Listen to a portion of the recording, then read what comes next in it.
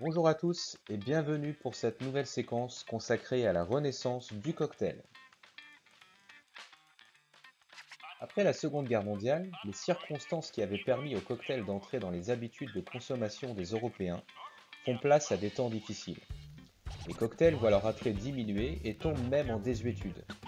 Malgré tout, l'art de préparer les cocktails se maintient, grâce à la clientèle internationale qui fréquente les bars des grands hôtels et quelques classiques voient le jour, comme le Bellini, l'Irish Coffee ou le Black Russian.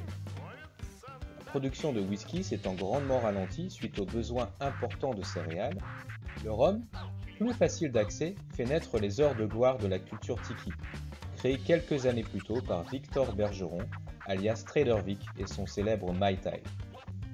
Les barman ne sachant pas quoi faire de tout ce rhum, mirent au point des cocktails aux proportions d'alcool démesurées, adoucis par l'ajout de fruits et de sucre.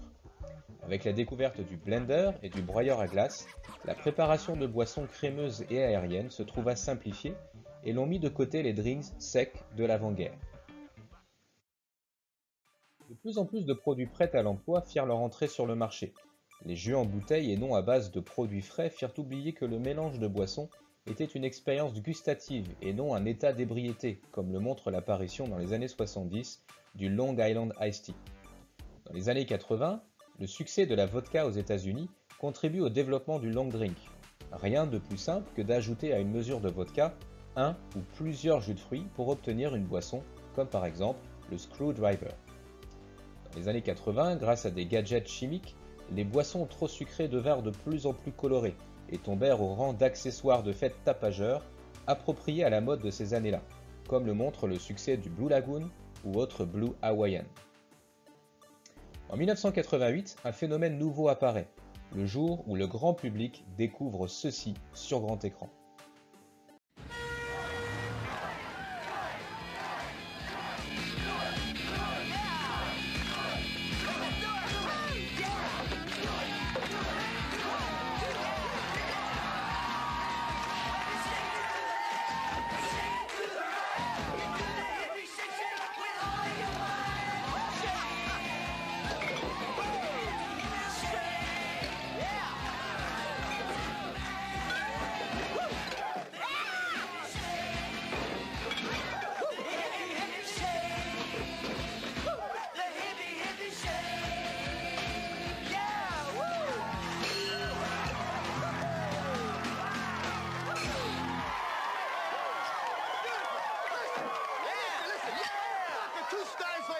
Wasting your talent in a hole like this. Secret admirer! No, I'm serious.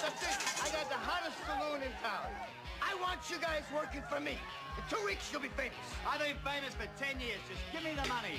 I got the hippie shake! Cette manière de faire des cocktails, appelée flair, remporte rapidement un vif succès auprès des professionnels qui exercent leur activité dans des ambiances festives. Ces prouesses techniques sont à l'origine d'un regain d'intérêt pour le cocktail. Dans les années 90, si le cocktail réapparaît doucement, en lien avec une nouvelle conscience du plaisir, se développe dans les métropoles du monde entier un intérêt pour des boissons de grande qualité. De plus en plus de barman fouillèrent dans les vieux livres de cocktails et réutilisèrent des spiritueux de grande qualité. C'est le moment de citer un barman qui permit de redonner ses lettres de noblesse au cocktail, Dale DeGroff. Son énorme influence dans le monde du bar s'étend sur 3 décennies.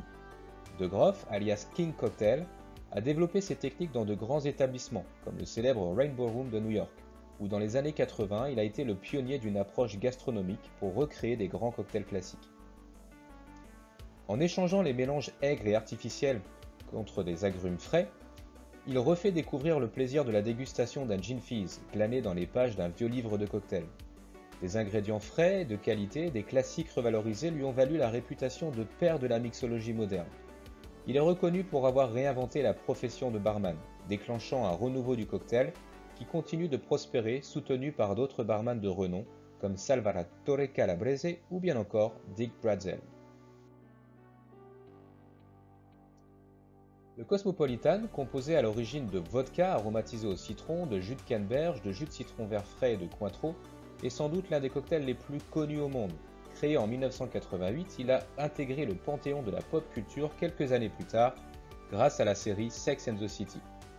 Le cocktail rose servi dans son verre évasé est en effet devenu mythique dans les mains de Carrie Bradshaw et de ses copines. Des fans ont même créé un Cosmopolitan Day qui a lieu chaque année le dernier samedi du mois de mai, en commémoration de la diffusion du tout premier épisode de la série.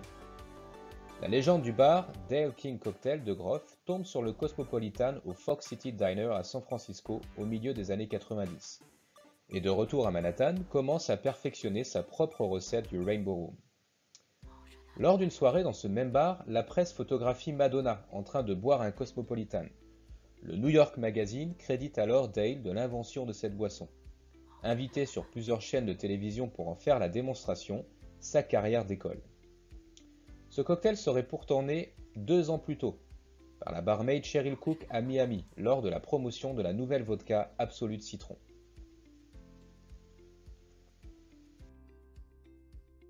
Parmi les nombreux cocktails créés par Dick Bradsell, c'est peut-être son meilleur et certainement son plus réussi.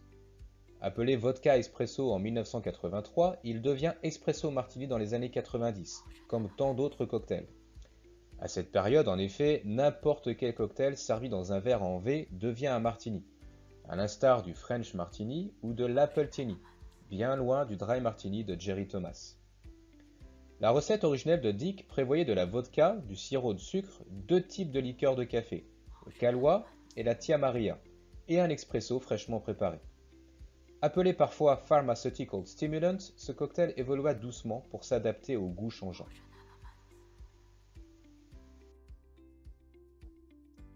Pas strictement un martini, ce cocktail mondialement connu a été créé en 1996 par le barman anglais Salvatore Calabrese. Étant fier de sa descendance italienne, Salvatore ne prend jamais guère plus qu'un expresso pour le petit déjeuner.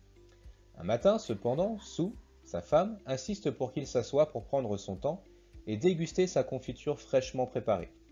Il eut alors l'idée de son breakfast martini tout en dégustant ses toasts couverts de confiture acidulée.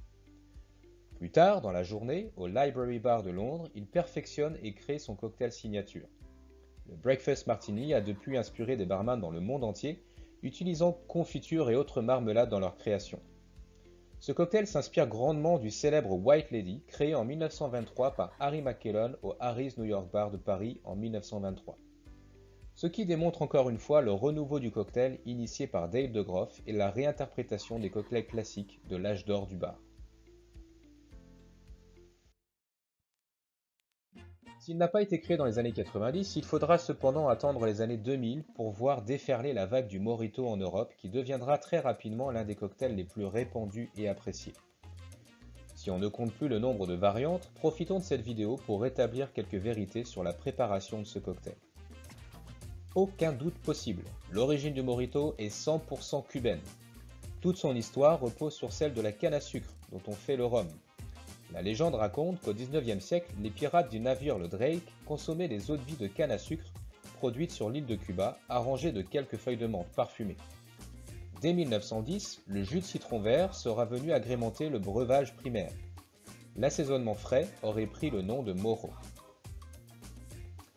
S'il en est peut-être inspiré, le Mojito n'est ni dans les cales ni sur le pont d'un bateau pirate, mais bel et bien dans un bar de la Havane. Attiré par le jeu des mélanges, que l'on nommera savamment plus tard la mixologie, un barman cubain s'est attribué la paternité de ce cocktail qu'il a élaboré à base du meilleur rhum local de l'époque. Il a apporté un équilibre aux saveurs de son mélange et a révélé un rituel d'élaboration. Passionné par son métier, il travaillait alors au bar-club La Concha, à l'ouest de la capitale, là où les clubs sont légion. Son succès se confirme dans les années 1920 et 1930. On trouve des traces de sa recette dans le Manual Oficial del Club de Cantineros, datant de la période marquée par l'interdiction des boissons alcoolisées aux États-Unis. Le cocktail Mojito se fera remarquer dans toute la littérature à travers la Floridita et la Bodeguita del Medio, célèbres bars qui ont contribué à son développement. L'authentique Mojito cubain n'a qu'une seule recette. Boisson officielle de Cuba, le Mojito fait concurrence aux cocktails les plus appréciés par les barmen, Cosmopolitan, Americano. Le vrai Mojito cubain se fait avec des glaçons, et non de la glace pilée. On utilise la tige de la menthe macérée et pas les feuilles de menthe. Elle détient les huiles essentielles qui lui donnent son goût. À Cuba, on utilise la poudre de sucre blanc et non pas le sucre brun. L'angostura est apparu beaucoup plus tard dans le Mojito pour lui conférer une note amère. Sa présence rappelait la saveur du whisky. Si chaque barman a son astuce, le mojito classique reste une valeur sûre. Prenez un verre à mojito, ajoutez 2 cuillères à café de sucre blanc, le jus d'un demi-citron vert et non pas les quartiers pour éviter l'amertume de la peau du citron. Ajoutez 2 branches de menthe fraîche, 9 centilitres d'eau gazeuse, pilez. Ajoutez 4,5 cm de Havana Club 3 ans par exemple. Et enfin les glaçons entiers. À consommer avec modération, évidemment. Le monde du cocktail est aujourd'hui en pleine expansion, soutenu par la valorisation d'une profession à part entière, comme le montre la création de la classe barman de l'un des meilleurs ouvriers de France en 2011.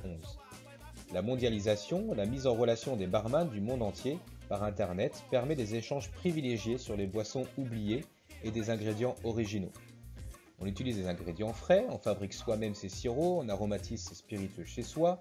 De la même façon, de nombreuses herbes et épices servent à la préparation de breuvages de premier rang et sont de plus en plus utilisés aussi bien par les barman que par les cuisiniers. C'est ainsi que l'on dispose aujourd'hui non seulement du savoir du 19e siècle, mais celui-ci est enrichi de la culture boisson, avec ses techniques et possibilités raffinées du nouveau millénaire. Il appartient dès lors à chacun de continuer à écrire l'histoire du bar et des cocktails. Merci à tous et à bientôt.